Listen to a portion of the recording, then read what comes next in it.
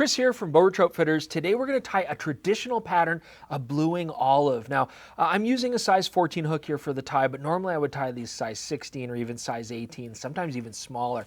I'm using nano silk. I love this material. As slippery as it is, it lays down really flat, but it's super strong. And if you're beginning in this whole fly tying thing, you won't break thread when you're tying these small flies. Now I'm going to build up a ball at the base of the hook, right where it starts to curve.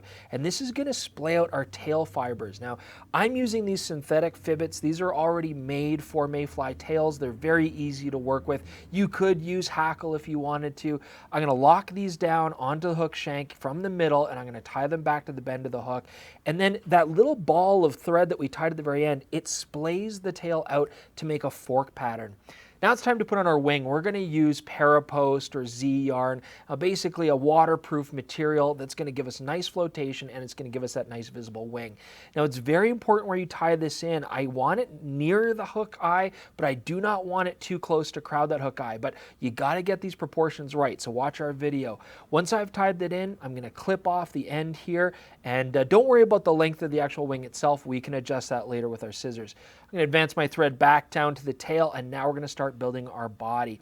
Now I'm going to use dubbing, but I'm using a microfine dry fly dubbing. I love this stuff. You put it on sparse, roll it really tight, and it keeps that body very slim. You're not going to get the teased out fibers or guard hairs because we don't want that. We want a nice smooth body.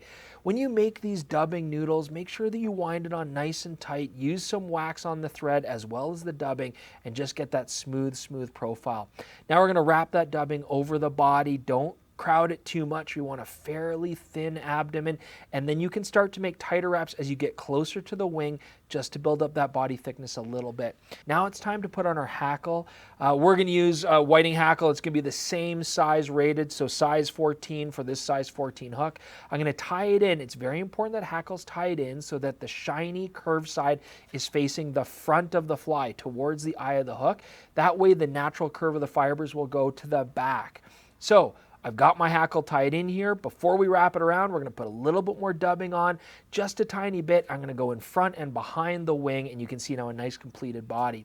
Now nice concentric wraps here on the hackle.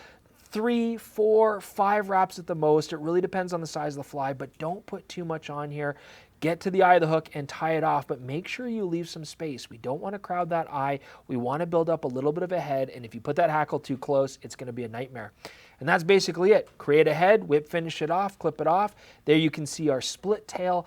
This is a great traditional fly pattern. Everybody should know how to tie it. Get all the materials you need at BWOOutfitters.com.